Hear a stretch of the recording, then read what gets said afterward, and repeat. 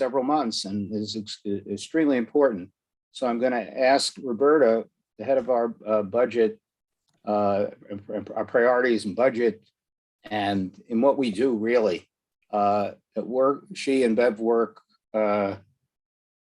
tirelessly, okay? No matter how it works, it's always a tremendous job. So we appreciate all the work in the past and what's coming. So please inform us of what the protocols are and what we're going to be doing. So last year we changed the protocol, and we had planned to have the committees vote on their priorities in July. Unfortunately, because of the pandemic, we didn't meet in July. This year, we're hoping again to finish the budget priorities and the district needs by July. So what we're suggesting is that between March and May, you meet with your stakeholders, you look at some of the important issues facing the community. I mean, having Eric and Laurie here is wonderful because this will be areas of interest for the community. We want you to look at the criteria for selecting the priorities for both capital and expense budgeting. And then in June, you will finalize the budget priorities and your capital needs. You vote on the budget priorities in July, which gives us over the summer to kind of put everything together. The other thing that we wanted you to know is that we're using the city planning template to enter the material, and Beverly and I were pulling our hair out at the end because the materials that we get from the committees were not user friendly for what the template is. The template asks specific questions, and we need to put in specific needs. So what we'd like to do is come back in May or June actually we'd like to come back in May and help you understand specific what we want. So for example, if it is a mental health facility, I'm going to make something up. If you needed a mental health facility in CB7, you would say who the stakeholders were that wanted it. So, you'd start with Eric Bochner, City Council, came to the community and blah, blah, blah. And that such and such community really, really wants this facility, with letters of support, with information about what the cost would be and that sort of thing. So we will come up with specifics on the questions that HHS asks.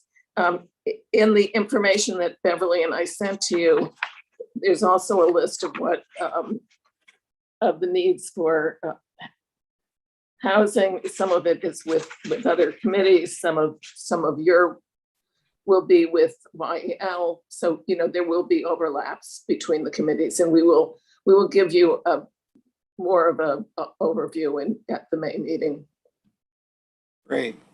We really look forward to working with the two of you, with your guidance, and I think it's one of the most important things we do each year, because it really defines what the needs of our community are and what we'd like to see done about them, and the priorities given to them. And that's our message to our elected officials and to the community. And it's more than just budget items. It's our program. It's our desires for the community. So we look forward. We want to add two more things that Sure. This year we have our top three priorities. And in the past, we're not sure how they were created.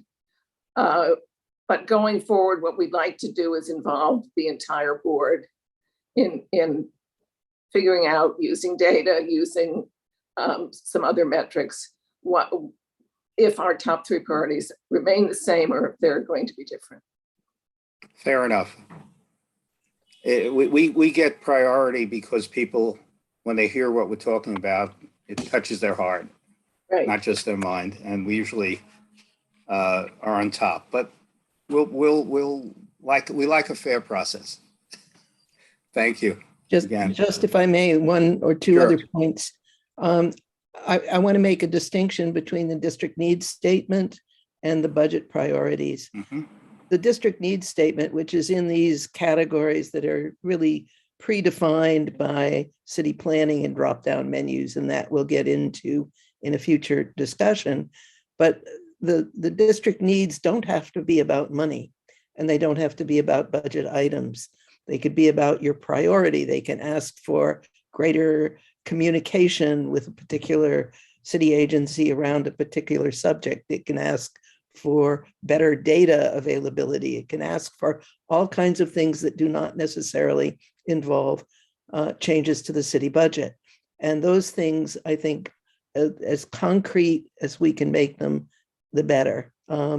Because what we've seen is that where an agency gets really concrete information from us, they're more likely to take it seriously.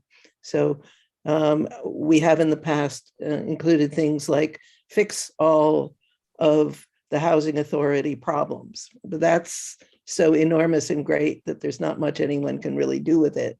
If we really hone in on what our true priorities are, I think that's going to be more powerful. Also, we felt that by limiting ourselves to the 20 expense budget priorities on the budget side and 20 capital budget priorities, we overachieved that slightly, but it was good having that as a goal because it made much more focused our entire document. And we want to recommend that again. Sounds good. Okay, thank you so much. And I know they're going to every committee, so it's time consuming and but it's shows the dedication. We appreciate it and the guidance. Thank you so much. Okay, I want to just have people introduce themselves who are not presenting. So we'll start with our assistant district manager who's running the show in many ways. That's Max. You want to say hello? Thanks, Shelley. Hi, everyone. I'm Max, the assistant district manager. Shelley's too kind to me often. It's easy when you're really good. It's easy to be kind. Would you say? And Audrey?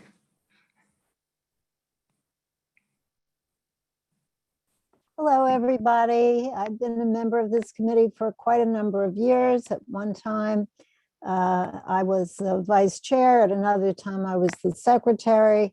I work for the New York City Department of Education, and it's great to be here with all of you today. Okay, I'm going across as I have it on my screen. Sarah. Hey everyone, Sarah Lynn here. I guess I've been on the committee a year at least, but I still feel relatively new because before that I was one of the secretaries, so I only had the one committee. Yeah, nice to see everyone. Great. Madge. You're on mute.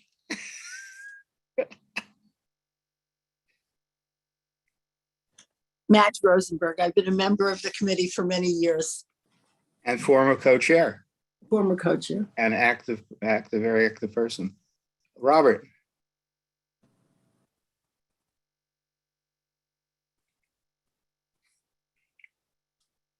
We want to hear you. You got to unmute. I'll introduce him. Robert Espier, our resident expert on just about everything, and historian. And tonight, taking the minutes. Okay, Christina. Hi, everybody. Christina Villarini. I'm new to the committee. Very happy to be with you all. Looking forward to just learning from everyone, listening, and hopefully providing some insights over the course of our time together. Great. Welcome. Yes. And Paul, who's not a member of the committee, but we'll get Paul Fisher. Just say hi. Okay, that was a... Hi, can you hear me? We can hear you now, yeah. Hi, Paul Fisher, and I'm not a member of this committee, but I'm interested in what you're talking about. Good. So we're going to begin.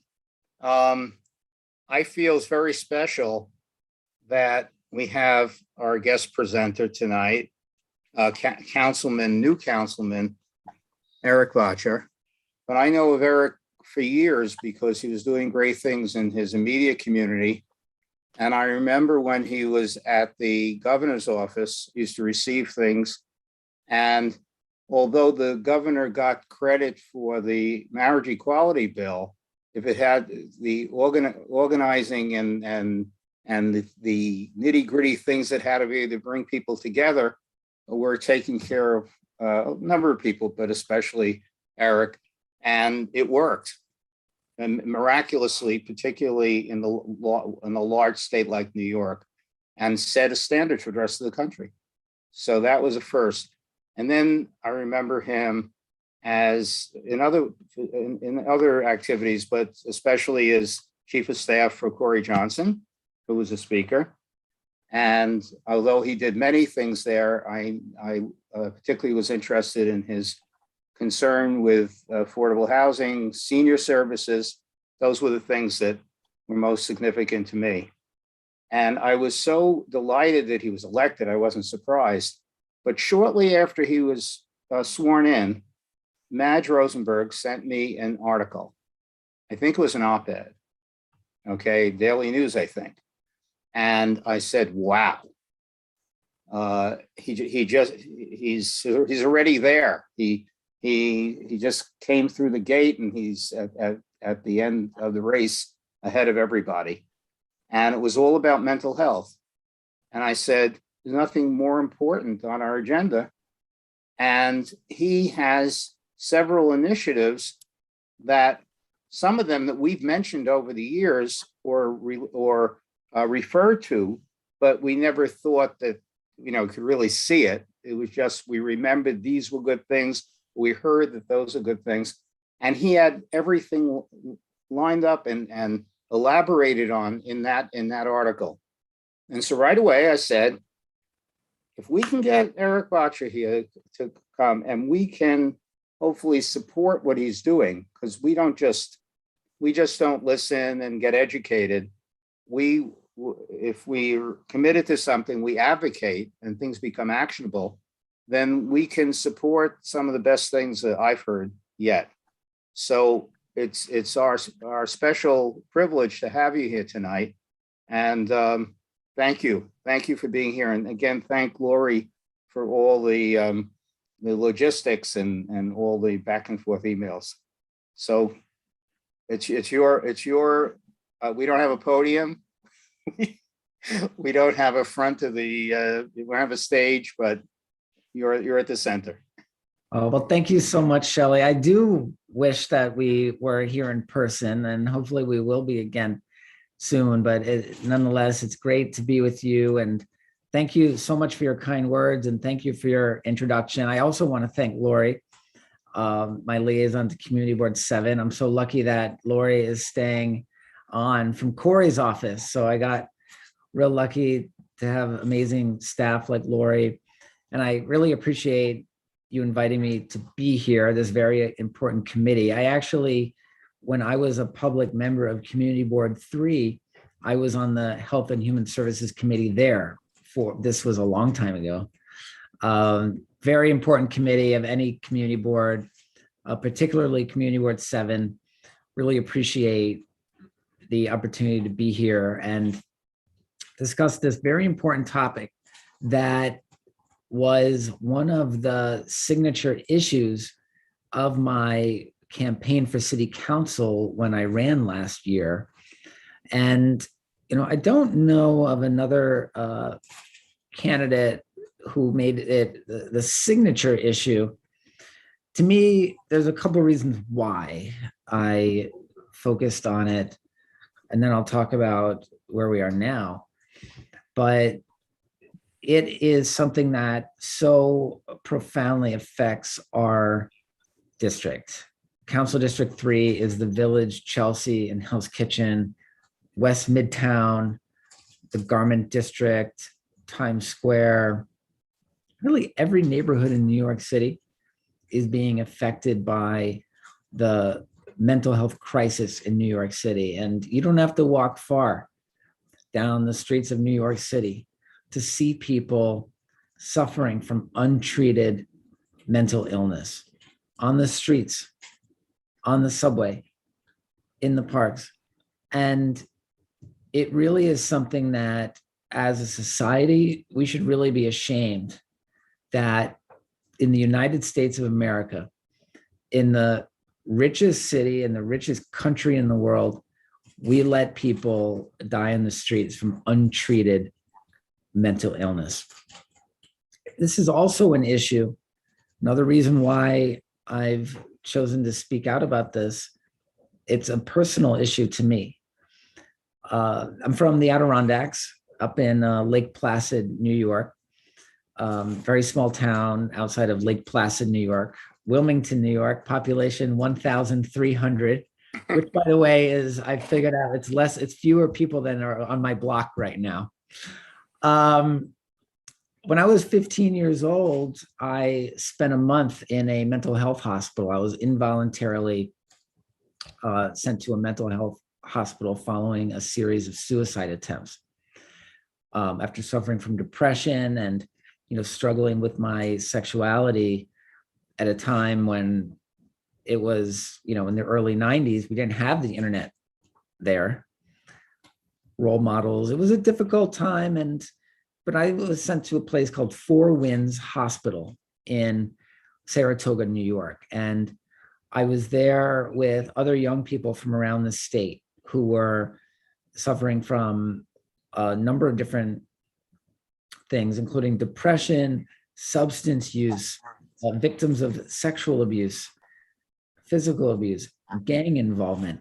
And I credit that as being the beginning of my political awakening, a time when I really began to think differently about the world, this kid from the middle of nowhere.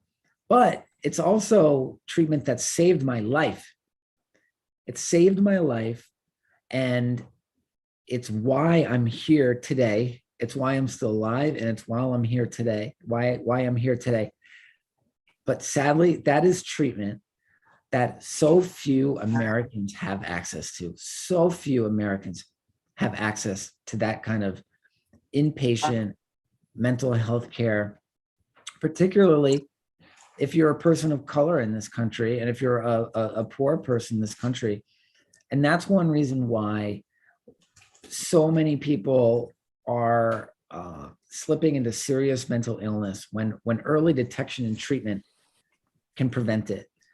So fast forward to my first 2 weeks in office, and Michelle Go pushed in front of a train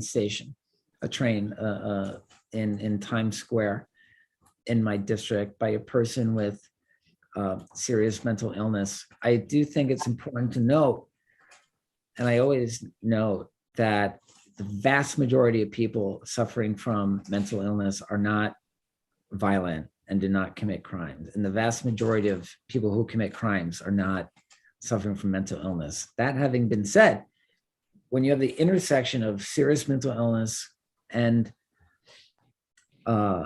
people with a history of violence, that is the most problematic manifestation of this crisis. So I published in the Daily News an op-ed that Shelley referred to, where I just laid out 8 things that we need to do, 8 of many. Stop the closure, reverse the closure of inpatient psychiatric beds. In New York State, year over year, we are closing inpatient psychiatric beds. They're very expensive. The New York State Nurses Association has been ringing the alarm bell on this for a long time, saying we got to stop closing these inpatient psychiatric beds. Some people need inpatient psychiatric treatment. And, in many instances, outpatient community-based treatment works. But in some instances, you do need inpatient psychiatric services, because here's what's happened over the decades. We had, these really horrible psychiatric hospitals, really, really terrible places. And like Willowbrook and Staten Island, where, people just unimaginable bad things. But, we deinstitutionalized over the course of decades with the idea of replacing these hospitals with community-based outpatient services. Well, guess what? We never really invested in the outpatient services like we needed to. What we did was replace the psychiatric hospitals with the carceral system, with prisons and jails, to the point where the biggest provider of mental health care in the United States is prisons and jails. That's something we should all be ashamed of. So now we are decarcerating, and that's a good thing. But what's the plan? What's the plan? The plan can't be let people die on the street from untreated mental illness and revolve in and out of the emergency room. So I'm also calling for the creation of medical respite beds. We have some, we need many more. Medical respite beds are a place where someone can go who's been discharged from the emergency room, but they're not sick enough to stay in the hospital another night, but they're not well enough to go back to the shelter or the street. Because right now, where people are getting discharged from the emergency room, that's why you see people right back on the street with the hospital bracelets, devolving into further sickness. We need places for people to go to get recuperated, to be made well, and that's an opportunity to get them the treatment that they need, mental health treatment, substance use treatment. These are also called crisis stabilization centers. Kathy Hochul announced in the last couple weeks, an investment in these crisis stabilization centers. That's a good thing. We need much more. The Clubhouse model, I'm calling for an increase in the Clubhouse model of rehabilitation. Fountain House is a clubhouse. Fountain House in Hell's Kitchen is a community center for people with mental illness to come and find opportunities for friendship, recreation, vocational training,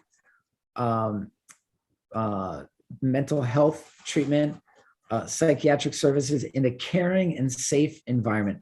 So these are great resources that have a proven track record of getting people back on the right track and helping them reintegrate into society. Because we forget that at a very basic level, people need things to do all day long. We need to provide activities and places for people to do them. We can't expect someone just to sit in their room all day.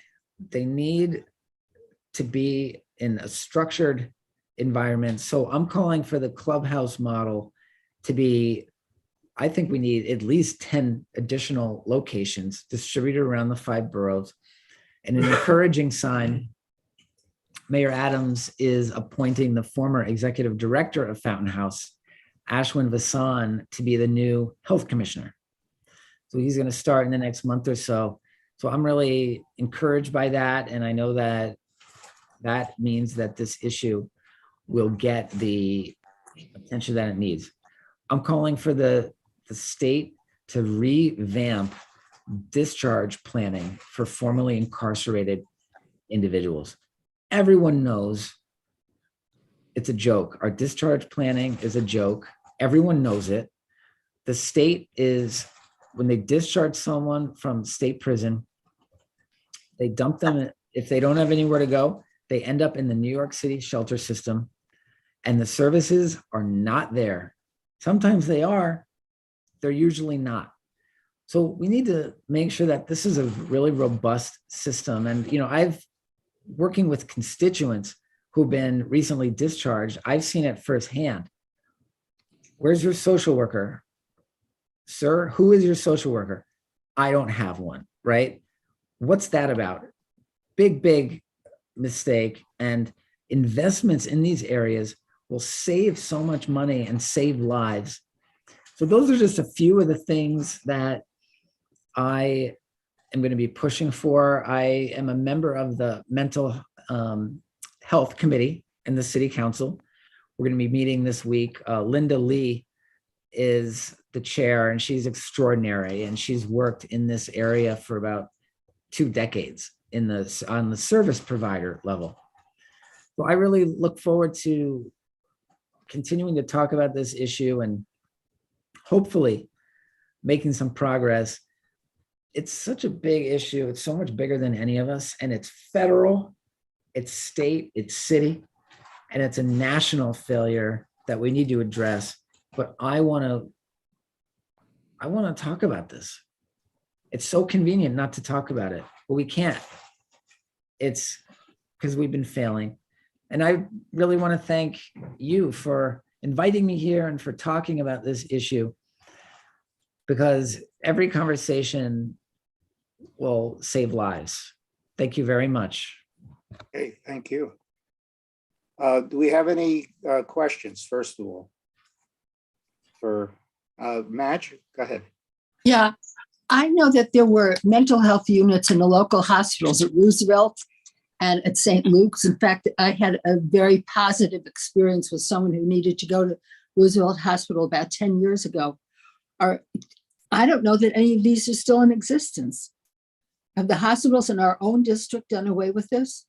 Well, So they I just want to say one thing. We have Dr. Singh from Mount Sinai here, but Eric, go great. ahead. Yeah, Roosevelt, now called Midtown Mount Sinai West. They do have a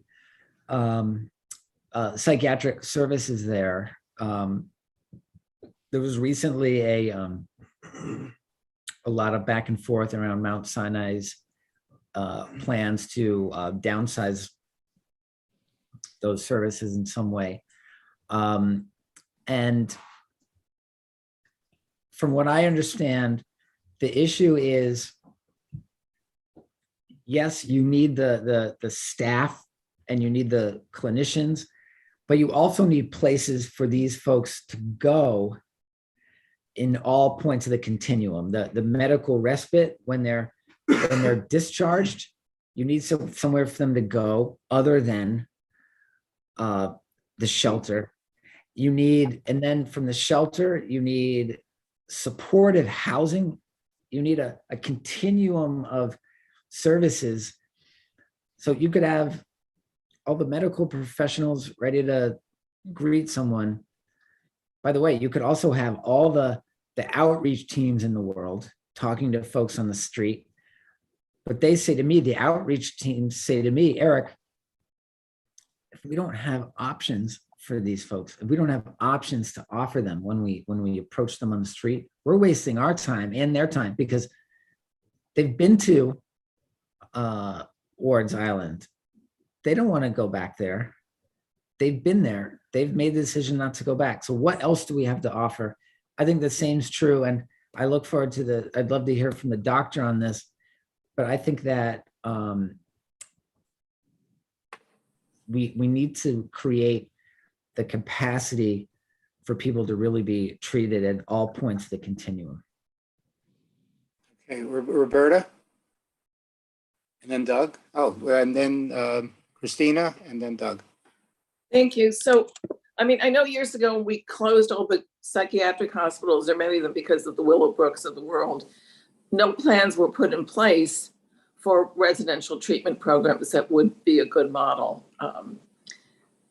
And I know in Community Board 7, we have, Riverside has several programs for formerly mentally ill, including job training and one residence. But it seems to me that we need to create safe spaces, much like the Clubhouse model, but also some of these people who've been homeless for so long and mentally ill need much more intensive care. So you're right, it's basically national, states, and city. But I think whatever we can do in the city first is crucial. Thank you. Christina. Hi, Eric. It's nice to talk to you tonight. I've been a big fan of your work since my time at Lambda and at Glisten. So, Oh, thank you so much. And welcome to the committee. Congratulations on your first meeting. thanks so much. So one of the things that I want to talk about with you very quickly is the lack of interventions for young people when they're starting to sort of age out of the system or be exposed to a lack of diversity of thought and the exposure to violence and abuse and how that transitions into adult life and the lack of opportunities for them as they're, leaving high school, maybe not able to get into college, how this impacts mental health overall. And I think oftentimes there's, this narrative that goes around where mental health only comes in, that narrative that's playing on Twitter right now and social media around like, that's the progressives sort of default now. And I just wonder, where do we start, regardless of partisanship, to actually start to chip away at these narratives so that we can have real conversations about access to resource and funding and creating interventions holistically from, elementary school to college and having real dialogues about access to care at the city level? You identified a very important problem, and that is the point at which young people age out of the support systems they have. Mayor Adams, to his credit, has talked a lot about the foster care system and the statistics for foster care children with respect to homelessness, criminal justice involvement are very bad. And one area that I'm rather familiar with is LGBTQ runaway and homeless youth who find services at a place like Ali Fournet Center. And then at age 21, they age out of those enriched services and they often end up in the general shelter system. So there's been a big effort to beef up the number of beds from 21 to 24. They do have some. What we've actually seen with some of the providers is that they have empty beds for 18 to 21. And then they have people, they're turning away people from 21 to 24. And the state has evolved on this issue and has come along, but we have more work to do in that area. There's a lot of people who know a lot more about this than I do. What we need to do and what I want to ensure that we do at this city council is bring in the best minds, the people who know that let's diagnose the problem, understand what we need to do about it, and then do it. The city government, the city budget under de Blasio grew by 25% to over $100 billion a year. We should be expecting results in all areas, right? And we should be expecting interventions and programs for young people that work. That's what I want to see happen. Okay. I'm going to take one more question. I just want to point out that I don't know how long you can stay, but I've taken copious notes and there will be a resolution supporting your recommendations. Thank you very much. And It means the a lot resolution. from Board 7. I really appreciate that. And the resolution will go to the mayor and to our council members and the other elected officials. And we will advocate for it and take it to borough board and so on and so forth. So it's, so that your time here will be very well spent. It would have been very well spent. Oh, I really appreciate it. Thank you so much. Hi, Okay. Doug. Hi, Doug. hello. First of all, I think I speak for everybody to say that we're so honored to have you here, and just listening to you for a few minutes has been really impressed just with the amount of knowledge that you have and drawing upon your personal experience. Unfortunately, I've had the sad task of having to have friends and family members hospitalized for mental illness against their will, which is a question that it's a very painful process, as I'm sure you're well aware. But I guess my question is, how do we navigate the very delicate balance of somebody's civil liberties without violating their civil liberties, and public safety, and quite frankly, the safety of the individual themselves? I have, again, I have experience in the sense that I've, dealt with the 2PC and the 72-hour hold, and even the patient's right to have an attorney and go through the having a defense to be released against their will. And I think a lot of people slip through the system. We're protecting their civil liberties, which is incredibly important. But I guess, I'm sorry for being so long-winded here. The question is, how do we navigate the very delicate balance between getting someone treated for their benefit and the public's benefit, and while protecting people's civil liberties, which is also so important? What do we do with the current laws? Yeah, the civil liberties question is at the core of this problem. And there's a book called Bedlam about mental illness in America, and the author really delves into the history of our country's approach to mental illness, starting back at the horrors where they used to sell tickets. I mean, it's just grotesque. They would sell tickets for people to come and to the asylums. How horrible it was, and where we're still failing. And the author profiles a number of families who have struggled to get help for their loved ones who are descending into mental illness, and how the civil liberties and the civil rights of the person have hindered their ability to get them the help that they want. And there is a quote from a father whose son died, and his quote was, "My son died with his civil liberties intact." He died with his civil liberties intact. And that's just a heartbreaking illustration of how complicated this issue is. There's a big dialogue about Kendra's law and whether it should be utilized more frequently. Based on what I have read, I believe it probably should be utilized more frequently. But that's something that, we're really going to have to confront. And,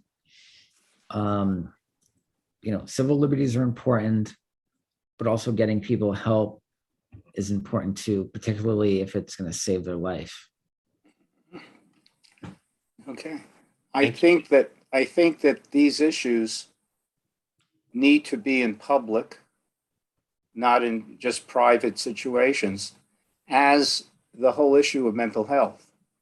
And later on in our program, I had been involved with training under Thrive New York of mental health first aid. and like an 8-hour day with our community emergency response team. And it turned our heads around 3 times, because what is mental health? Okay. And everybody all of a sudden said, well, I have family. It's me. It's my best friend. It's my neighbor. And I think 100% of the population needs mental health. Okay. In different ways at different times, but there are serious situations. So we're going to plan, I have Reverend Jay Payne, who's going to come on.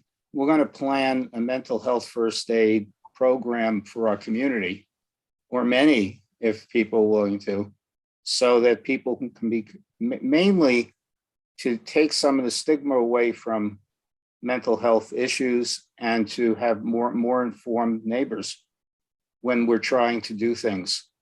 And they say, oh, I'm uncomfortable with that, or I don't and largely it's they don't understand that and what's going on. So the public discussion over things that generally are individual and private need to be in public. And I think with all the brains and the hearts in our community and city, we're going to find solutions. We're going to find better ways. And we're so glad that you're championing this and on the mental health committee. And we're here to support you in your work. Thank you. Thank you so much, Shelley. And I'm here to support you and serve you. I believe public service is, for me, it's the highest calling. And, you all are in the work that you're doing. You're being called to public service. Shelley, thank you, by the way, for all your work with the emergency response for so many years. Very, very important stuff. Thank you, everyone, for having me tonight. I really appreciate it. Okay. Take care. Okay. Thank you. Okay. And we are so fortunate because we have 2 people who have become not only presenters, but friends of this committee and the board. Of course, Brad Korn for many years, and in charge of community affairs for Mount Sinai System, and especially Dr. Pramit Singh, who's been with us recently, and whose I think his specialty is psychiatric addictive psychiatry. Am I right? Yes, that happens to be my specialty. Yes. Okay. And we're going to get the health system perspective now. And welcome. We're so happy. I feel like we're friends. Well, thank you. I feel much the same, and thank you for inviting me.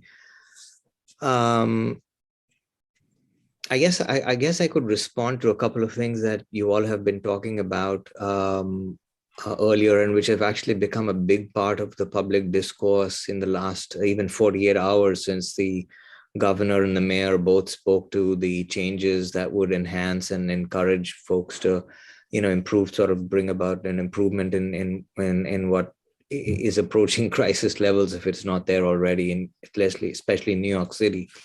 I want to talk about the beds first, because I think that, at least speaking for New York City, and I say this because I became conscious today that what happens in upstate New York is very different from what happens in New York City. There was actually a large, somewhat at short notice meeting called by the Office of Mental Health, and the Commissioner, Ann Sullivan, Commissioner for the Office of Mental Health, actually spoke herself. Essentially, there was a directive that went out over this weekend, I should say, a suggestion or a guideline, a recommendation, encouraging emergency rooms across the state to, how should I best say this? I guess lower the threshold, or encouraging emergency rooms to admit more people. And that came along with the very public, I think, declaration of the sort of decision to try and encourage and increase the number of inpatient beds. And I heard Eric say that earlier as well. I think speaking for New York City, there really hasn't been a shortage of inpatient beds. There may be pockets where there's a shortage, but another borough has the beds, or a hospital in a borough. But in general, as somebody who is part of a health system and has a large number of beds, we are rarely, I would say we're never at capacity. I would say in the last few years, we haven't been at capacity.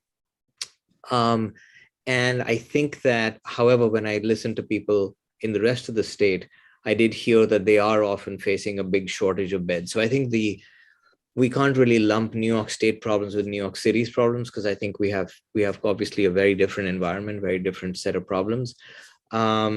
So I would argue that the heart of the matter is not really increasing beds in New York City.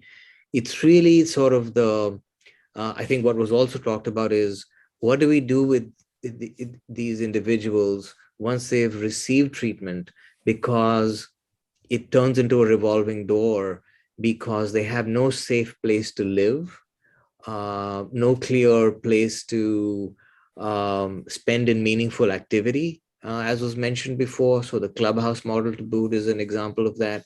I think those are the things that really drive us.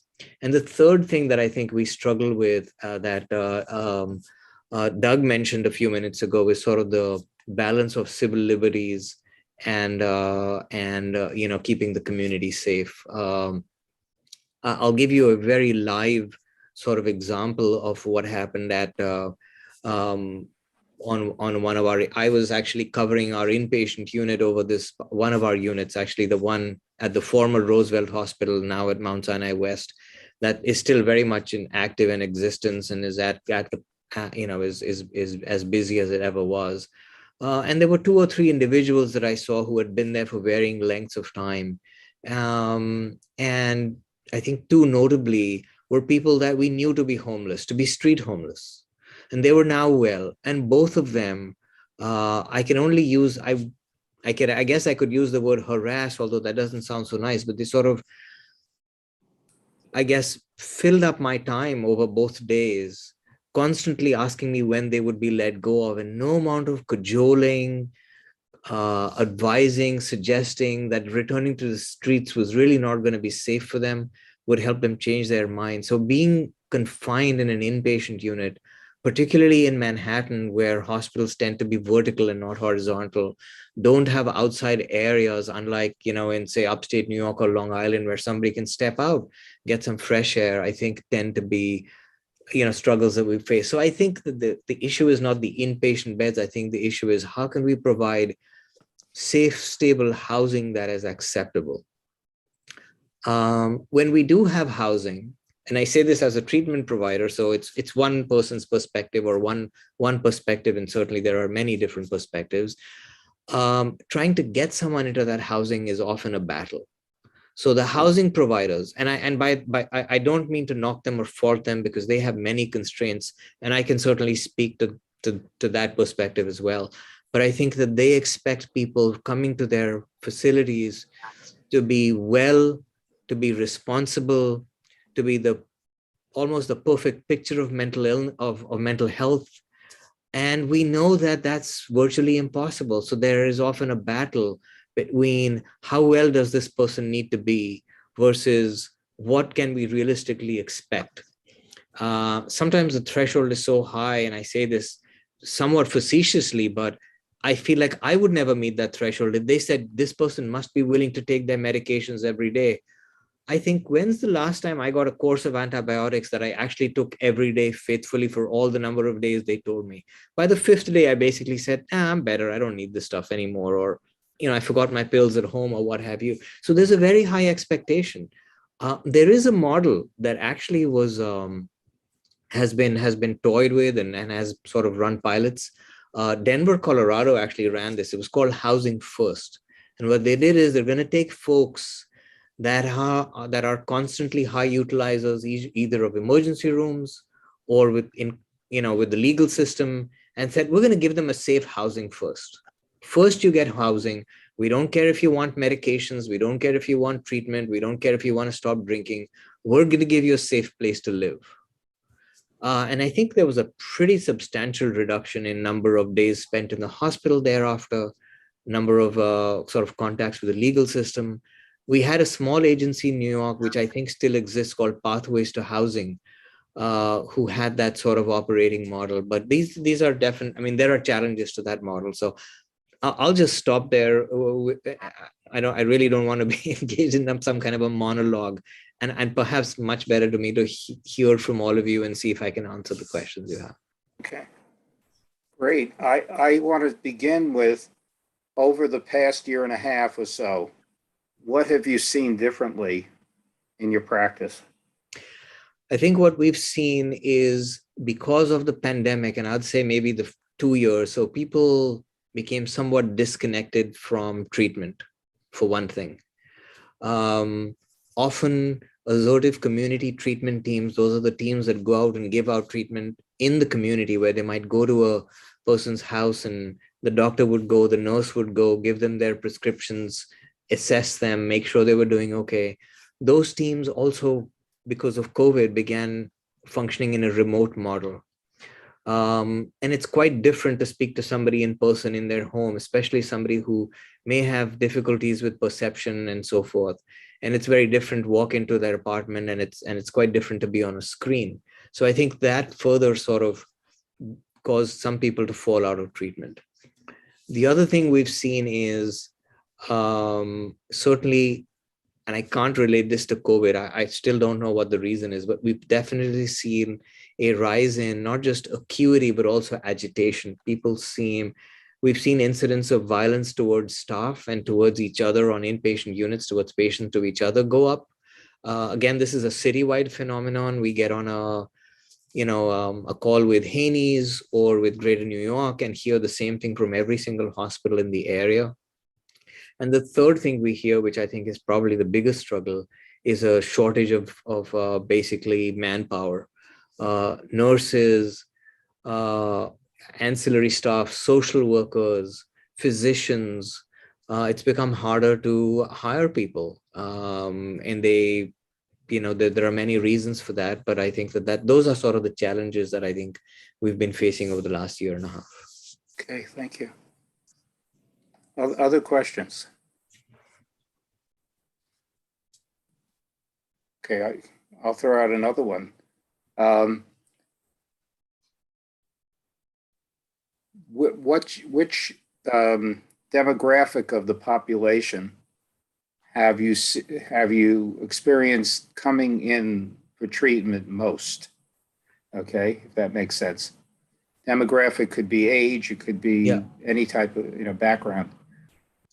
I think we haven't seen a significant change in the backgrounds of people, but I'll say about where we have seen a gigantic change. So over the last year, and again, this is consistent with the rest of the country, I think, so making New York not so unique, oddly enough, we've seen a significant increase in the number of kids that our emergency rooms are seeing. And I asked the head of our child, I'm not a child psychiatrist, but certainly struggle with staffing and managing and helping these kids get to where they need. And I asked the chief of child psychiatry why he thought, what was causing this? And one of his thoughts was that for the last year and a half, kids have been mostly remote.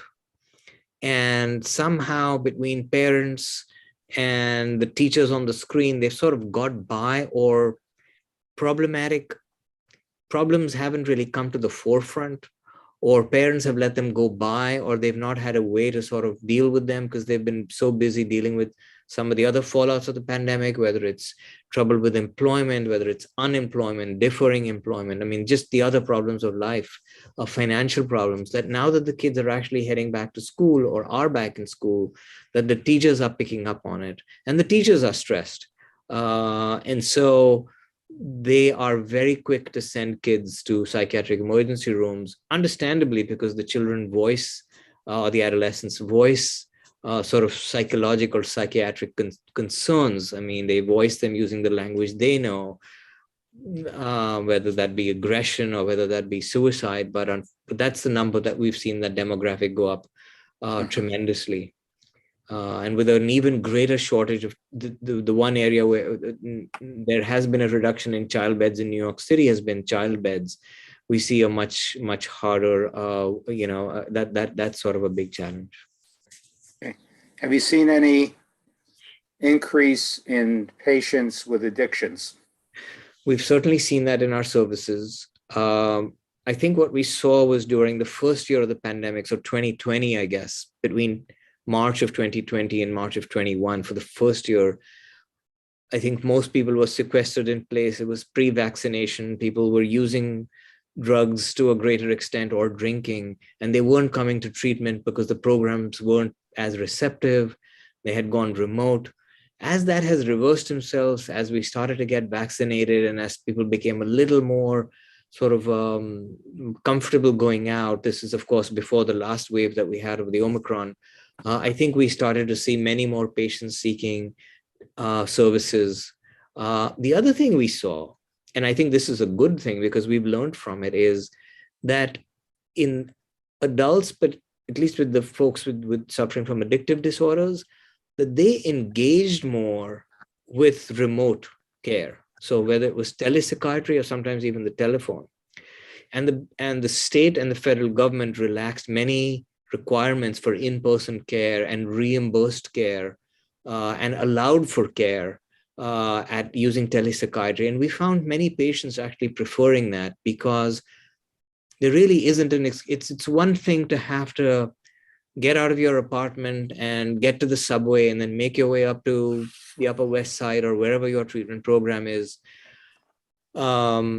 And it's quite another to just be able to actually get your clinician on the phone or on a screen and be able to have contact with them. And even though that contact is, we think, less meaningful than in person, it's still contact. And I think those relaxations about telepsychiatry or telehealth are here to stay. I mean, OSS recently said that they were going to make those permanent. OMH is essentially following suit. So I think one of the positive things here is telepsychiatry or telehealth was reserved for rural areas or underserved areas, and we didn't think of New York City being that way. And so we were not quick to adopt telehealth, but over the last couple of years, we've adopted it and we've adopted it with success. And I think that that's been a good thing. Along those lines, I have a friend's son who was involved with heroin addiction, and he said that he liked the telehealth piece because it was so hard to get himself up to go for treatment, and it was better. He could be himself at home, and online. So he said he was missing appointments, and some days he just couldn't get himself up. But to get online was it worked. So it seems to be something to that. We did see even in our child and adolescent clinic, switching from addictions to children and adolescents, that the telepsychiatry led to more kids being able to keep their appointments. I think it was harder for, especially the younger ones. It was while it's harder to engage them on a screen, it's hard for parents after school to bring them up. They've got to take care of other children that may be in the house. Dinner has to be prepared. They've got to get home from wherever. I mean, there are so many hurdles, and this allowed them to actually do it from home. So they got some care. Maybe it wasn't the best care, but people missed much. Our show rate, as we call it, the number of people that missed their appointments went down, and the number of people making their appointments went up. And I guess I have to say some care is better than no care. So missing your appointment was certainly worse than not having any contact, even though it's not as good as in person. Okay, that's great. Well, thank you so much. Okay, it's always wonderful to see you and to hear from you and get your perspective, because you're there. Yes, thank you. Thank you for having me. I really appreciate your inviting me and letting me answer your questions. So thank you so much. Okay. Hey, Shelley, I'm just noticing there's a bunch of hands up in the attendees, and great. I can't see them. So yeah, just wanted to point that out to you. Thanks. Please. I can I can start unmuting them if you'd like. Good. Shelley. I'm sorry. So we'll have a Oh, no. little more time if you have the time. Yeah, I can. I've got about 10 minutes. Then I got to run to another thing. But Excellent. Thank you.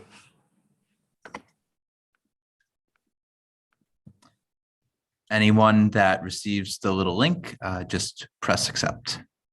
Oh, looks like it's happening. Okay. Do you want me to speak? Sure, Peter. Hi. Let's start then, couple- Wendy. Sure. A number of points. One is that north of 96th Street, we have a number of mental health organizations. Some of the bigger ones have include places like Urban Pathways, Wisfish, and The Bridge. In addition, we do have groups like at Trinity Church, which are for non-binary youth. And I'm sorry I wasn't able to get on well, maybe Lori can hear me. So hopefully she can bring this back to Eric. So those are ones that I think the committee needs to be more aware of. And also that Eric, in his role with the city council, should be aware of. All of these would benefit from having community advisory boards because of some of the issues that we've seen in the lower part of the district. So that's one piece. I will also say that because of the high concentration up here, I have regularly had interactions, and the police have been very good, and the 24th precinct has worked pretty well with the people that I have needed help with. They are frustrated because they bring them to the hospital and they don't have any sense of follow through, or there's people that are released way too early. And this is a real issue. There's a number of people that I deal with on an almost weekly basis. And because of the laws surrounding intervention, have no idea who to call on to get care or to find out what would be helpful or where a person needs to be. We've had a woman killed on the street, as you all know, within the past month from being run over. We've had a number of people that have put themselves in threatened positions, and they don't want care, but they also are off their meds, clearly, because when they are on their meds, they're much more approachable and I'm able to talk to them. When they're off, it becomes threatening.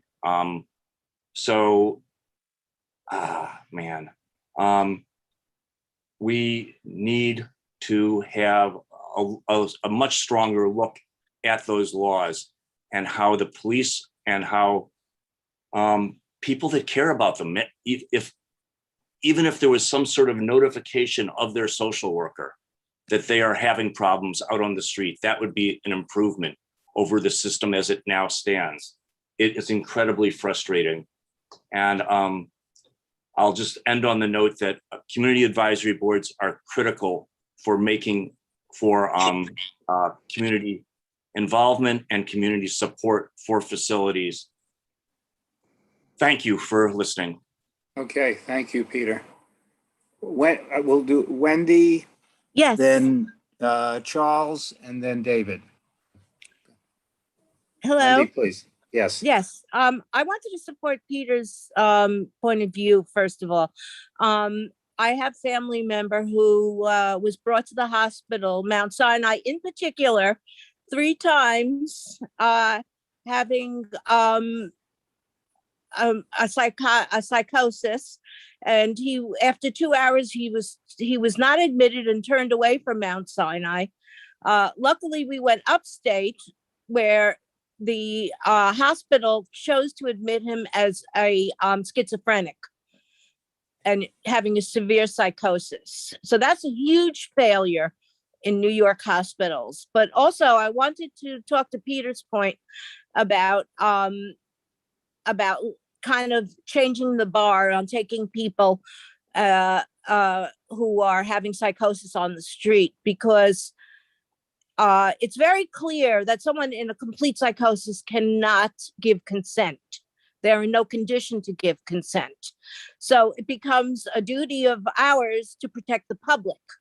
And I think it's just awful that that if someone refuses and they're in a complete total breakdown, that they're just turned away and just sent back to wherever they came from. So I really believe that we need to change the system. And another point is that I understand that there are many free beds and that can be turned back into psychiatric facilities in Creedmoor and even in Bellevue. This is what I've heard. I haven't verified that. So there are solutions. It's just that nobody has the gumption to go ahead and advocate for the mentally ill who are cruelly left on the street and not taken into hospitals and treated right away. And I have personal experience with that. Okay, And thank you for sharing that. Okay, Charles? Hey, good evening, everyone. Mr. Fine, good to see you. Just really quickly, I work at Ryan Health, and this is actually an unrelated matter that I wanted to come in and just update you guys on. But I work with the Bridge, and I work with Mount Sinai and other organizations around mental health and homeless issues. And safe havens and respites are some solutions that really work. And then the update, I can wait till the end to give you the update about an unrelated matter. Thanks. Okay, great. And David? I just wanted to mention the word family and something you mentioned and the doctor mentioned, I think, social worker. So those on the street, many of my neighbors, in quotes, who live across the street from me in front of me on the church steps, et cetera, with major cognitive challenges, emotional challenges, are most often not connected to family. I know this is deep in the weeds of the efforts to support very differently our mental health problems in the city. But reconnection with family, not for everyone, may not be possible, but for many it is. And that thread to someone who knows me and who supports me and even loves me can be a major element in addressing this awful problem we have in the city. Okay, thank you for that. We, this is only the beginning of a discussion. And I see Natalia, right? Yes. Hello. Thank you for having me. A few things. First of all, this has been really wonderful, and I'm really heartened because the last meeting that I attended was a public safety meeting, and I left feeling really disheartened because there was just a lot of talk of increasing the police presence. And when I brought up mental health, the message was basically like, our job is to arrest people that commit crimes. And so I'm feeling really grateful for the conversations we're having here. In terms of anecdotally, a very close friend is a nurse at Bellevue, and one day she came into work and her bilingual psych ward that she had founded was closed from one day to the next without warning because and populations that were usually not together were forced together. And so I guess the issue isn't, the issue is manpower or woman power, but it just, someone who I know who's dedicated her life to that profession no longer feels that she can do it safely without getting hurt. And so I guess that brings me to my last question, which is I really loved hearing the solutions that Eric proposed. How can average people from the neighborhood support all of the initiatives that he expressed, and any other, how can we support that? So I can answer it in two ways, okay? One way is we're going to shortly have a resolution, and you can advocate for our resolution with our local officials as an individual, okay? the other piece is that these solutions or initiatives are going to come up in public hearings. The Mental Health Committee of City Council. Linda Rosenthal of the state is the chair of the Assembly Social Service Committee. So many of these things would be under that. And if we will have information available on our website, and we'll try to get it out wherever we can on when these hearings will happen, because I found over the years, people writing, but more important, showing up and advocating affect those council people and those elected officials a lot more, and testimony is very important, and numbers of advocates are very important. So we'll keep you informed. Stay in touch. Come to our meetings every month. Sounds good. Okay, thank you. And Dr. Singh, again, thank you. I know you have to leave. Thank you. But thank you so much. And I know we have access to questions that may come up to you. You've been more than generous to the community. And thank you so much. Always happy to take questions after this, or have somebody wants to email me directly. I'm sure Brad can get folks in touch with me, and happy to return whenever you'd like. Okay, great. Thank you. And thank you, Brad. You're welcome. Anytime, I can help out the community board. Yep. We have a friend at Mount Sinai. Okay. So is Reverend Jay Payne on the list? On the attendance? I'm looking now. Can you just spell the last name, please, Shelley? It's Paine, like Thomas. That's what I thought too. I actually have, I believe he is here. Hang on. Okay.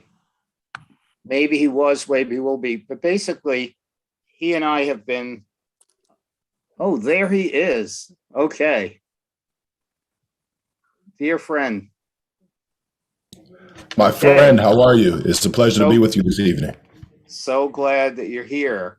I'd like you to share a little bit of your experience and what we'd like to advocate for.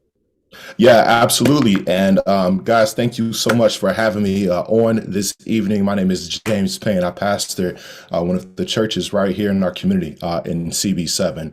And very interestingly so, Natalie, what the question that you just asked, Natalia, the question that you just asked is what me and Shelley want to talk about a little bit this evening. And that is, what can we do, you and I, the regular James Does, John Does, what can we do right now when it comes to this topic of mental first aid?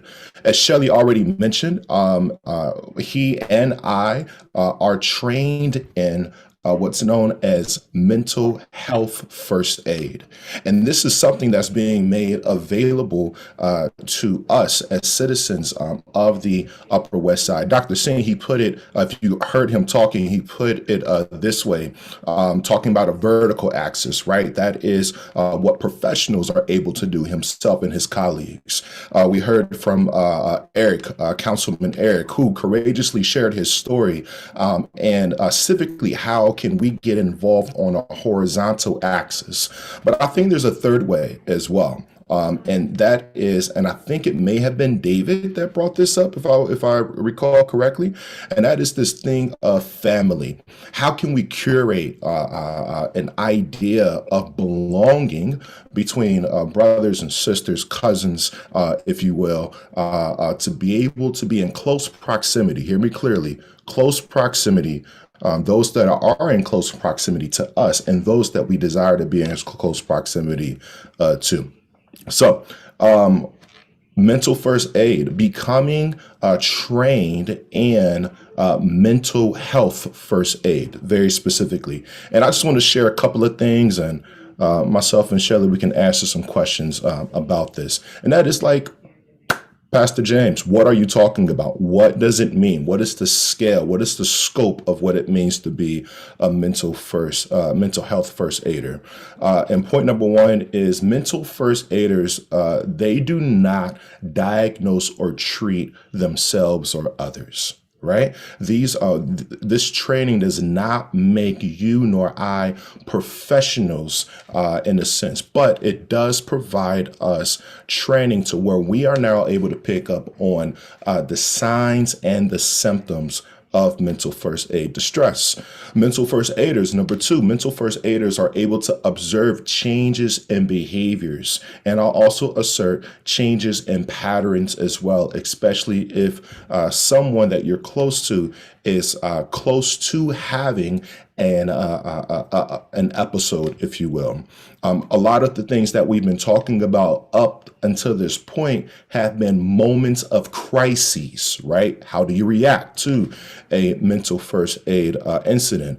The case of mental health first aid is preventative and preemptive, right?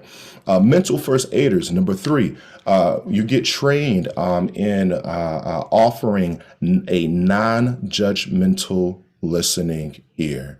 I don't know about you, but in New York City, I just wish I can have a listening ear sometime. Number three, mental first aiders. And we talked about civil liberties just a little bit. But mental first aiders, we protect and we respect the individual's privacy, right?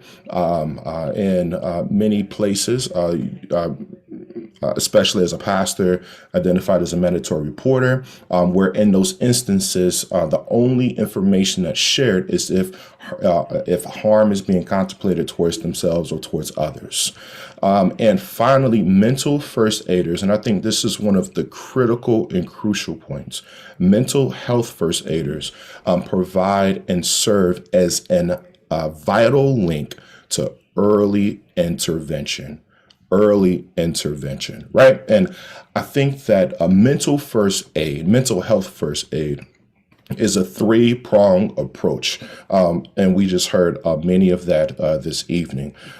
We need places that Councilman Eric just brought up earlier today that is down in Hell's Kitchen, where our friends that are experiencing episodes can be in community with one another. We need an horizontal approach. And we need clinicians and professionals and doctors that are on that vertical axis as well.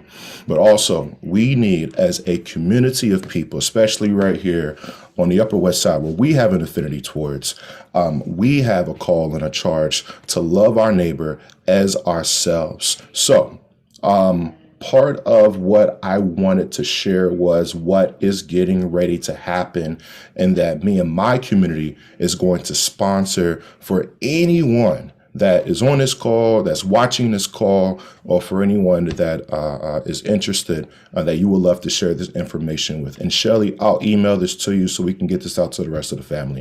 Great. And that is, we're going to be able to, we have a partner that is going to be able to provide free mental health training for anyone that is interested. That's going to be sponsored with one of our partners right here in New York City.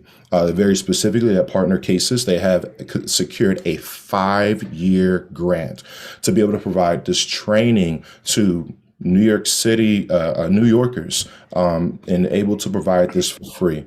Now, when Shelly and I were trained, we had to pay for this training, and it's not cheap. So for them to be able to have this grant, to be able to provide this service, provide this training, 7.5, 8-hour training for brothers and sisters right here in New York City, to be able to provide a third prong to that approach, in being trained in mental health first aid is one thing that I wanted to share about. That is terrific. Right now, yeah, for Shelly, for any questions or anything else. Okay, I just want to add one piece, that one of the key issues that was worked out in that training was the issue of the stigma around mental health. and it still exists. And people don't want to talk about it if it's their problem. They don't want to talk about it if it's their family problem or with friends and so on. And the fact that many sports figures and celebrities are coming out and sharing their story, and a councilman came tonight and shared his story, enables others to say, you know, me too, and this is good, but where do I go and what do I do? And it helps people accept this as a reality of life, that we all at some point have mental health issues on different levels. Some people have more serious issues, and some things, what is mental health? You know, it's so many different things. So there's a lot of education. And I think by people participating in the mental health first aid, they get a better understanding, which they can communicate to the people around them and they come in contact with. And especially people here, most who are involved in the community, you can make a difference yourself and with others. So I highly recommend it. But if anyone has any questions, now's certainly for Pastor Jay, who was so articulate. You ought to be the spokesperson. Well, I mean, I have a passion about this, right? Especially towards communities where this is stigmatized, and you don't talk about it, and you know it's taboo in many sense. But to be able to cultivate a space in our community where it's no longer this thing that we don't talk about, but now we're given the tools and the resources to be able to engage properly and be able to connect to professionals. That's what it's all about. So I see David has his hand raised. It's been up for some Is time. that the same hand or is it a new hand, David? The same hand. Just to say Okay. thank you to Pastor Payne for including the word listening in his list of interventions, if you will, known for a very long time in this business as one of the most potent tools to interventions for recovery that everyone can do.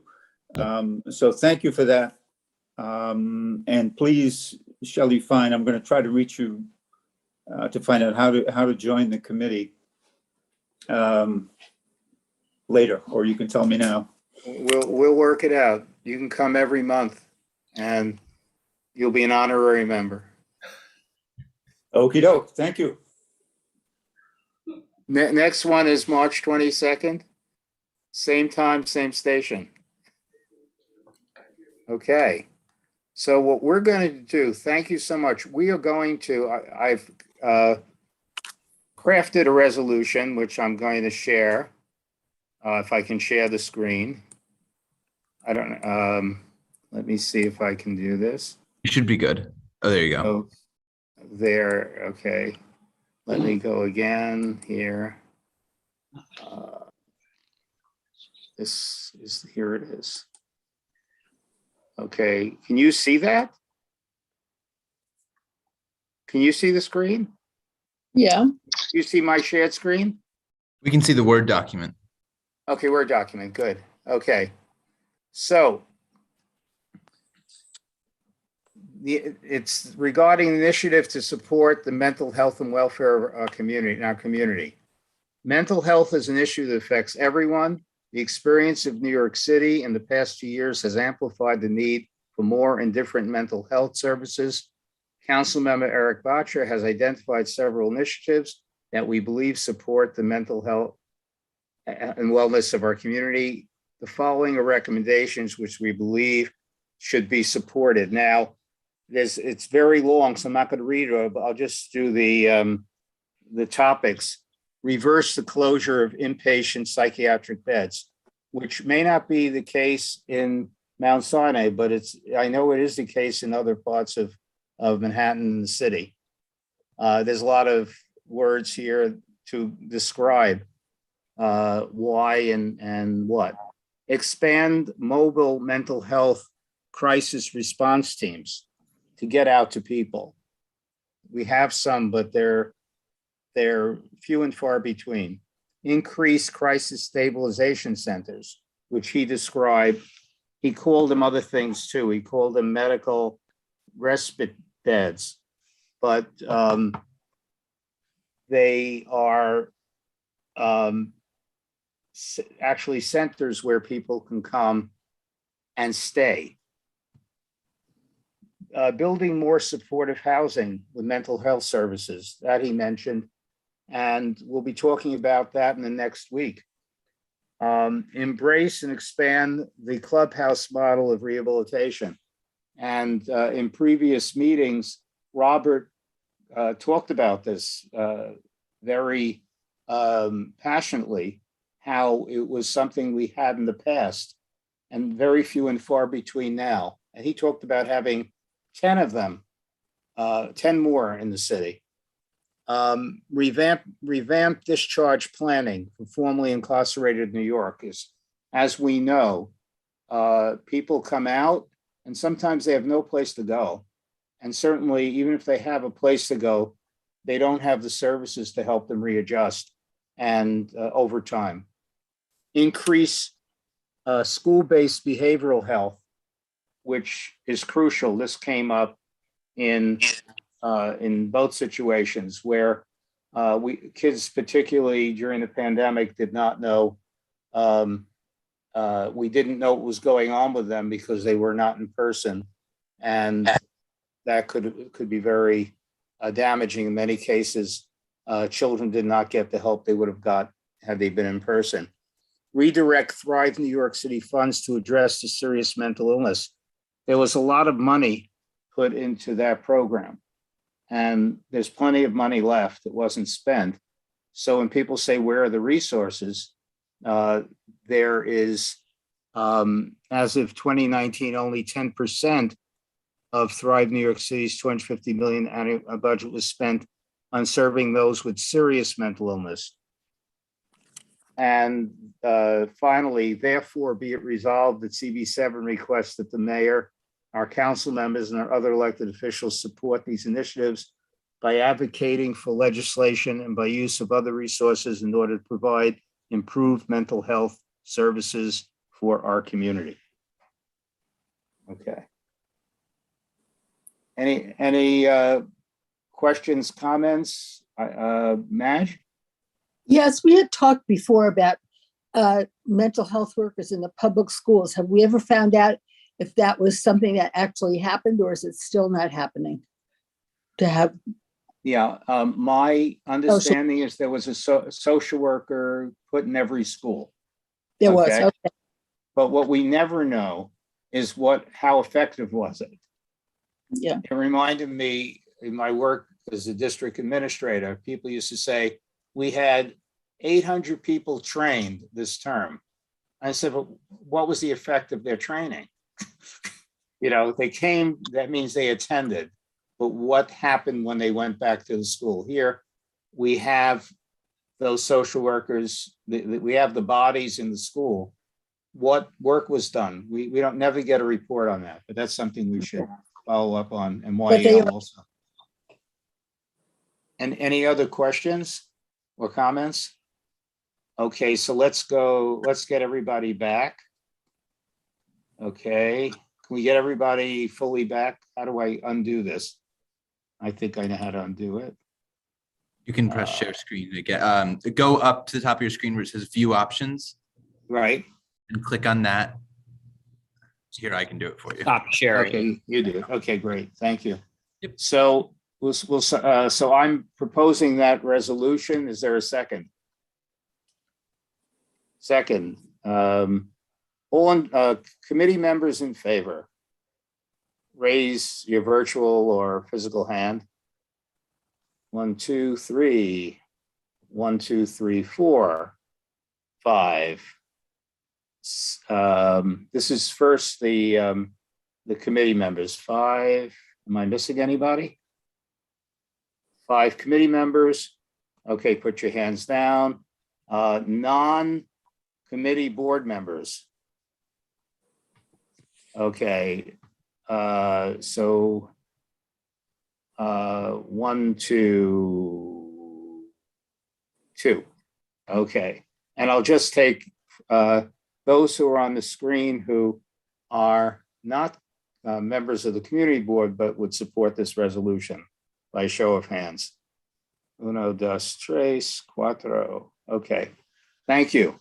So it's unanimous. We're going to try to, I think the resolution's in good shape, but we'll send it out so people can edit it if they'd like or make suggestions. And I think this is just the beginning. Next month, we're going to focus on suicide prevention. I don't want to depress anybody, but we touched on it a little tonight, that Dr. Singh did, but I think it's very important, as Eric Botcher mentioned, and he has been open with people, that it was multiple times that he thought of suicide and actually took a movement in that direction. I know people, including a family member, who made an attempt during about a year ago, and we were all shocked because it seems to be a very well-adjusted late teen. And a lot of people told me these things happen. Not that they didn't happen before. When people go through struggles and they're alone or they don't find solutions and they're depressed, it can go deeper and deeper. And to be able to recognize this, to understand it better, I think would be good for everybody. It's a part of the whole mental health issue. And that because you attempt this or contemplate it doesn't mean you're a crazy person. It means you're going through difficulty that is too much to bear, and the support isn't there, or people don't know to support it. So we're going to touch on difficult things, but I think it can be helpful to us in our understanding of what's going on, and to the general community, to talk about things that people don't talk about when it comes to mental health. So Catherine apologizes for not being here tonight. She had somewhat of an emergency. And Rich Robbins begged off because 2 years ago in April, he had tickets to Billy Joel concert and he rescheduled it for tonight. And, you can't blame him. You can't blame him. He regrets that he could not attend. So motion to adjourn? All in favor? Aye. Have a good night. Hi, Stay safe. Sorry, hello. Yes, Hi, please. Charles Shorter. I just needed to Sure, give you Charles. guys an update. I'm sorry. I'll be Sure. very Oh, brief. yeah, I'm sorry. You mentioned you would. I'm sorry. All right, my name's Charles Shorter. I'm the executive director of 2 Ryan Health Centers in Harlem, Frederick Douglass and Adair. Ryan Health is at, you guys most know, at 97th and Columbus Avenue. We've had for many, many years, I'm the program director also for community residences. We have small medical facilities and shelters. We actually have a very robust program at the bridge, and that's why I know the bridge. But we've also had a shelter at a medical facility at the Regent, which is at 2720 Broadway, Volunteers of America. That's 104th Street. That's 104th Street. And unfortunately, due to the pandemic 2 years ago, it was taken offline. And Ryan we've had enormous staffing challenges. So we weren't able to bring it back online. And the Volunteers of America Regent's moving with looking at other organizations to come in. And as due diligence, I have to come in front of the community board and let you guys know that we're officially terminating our relationship with Volunteers of America. We have a plan in place. We have the Ryan Centers at 97th Street. We've identified other medical facilities and medical providers in the community, as well as telehealth. So folks will have seamless services if they need. But it's due diligence, Article 28 Department of Health and Mental Health. So I came to inform you guys, and that'll be happening in 90 days. Okay. Any questions? No, I appreciate that. And glad that the facilities, Peter, that people getting the service that they need. Peter? Yes. Peter? Mr. Will Peter? there be a continuation of some sort of services at the region? So they're actually looking at it. Yes, they're actually looking at another provider, but a lot of the residents already are in care either at Ryan or the other facilities. So yes. Okay, that's good to hear. Okay. Sorry that you're going to be not there. Yeah. Yeah. Thank you. We welcome you and or any Ryan. We always had a Ryan representative.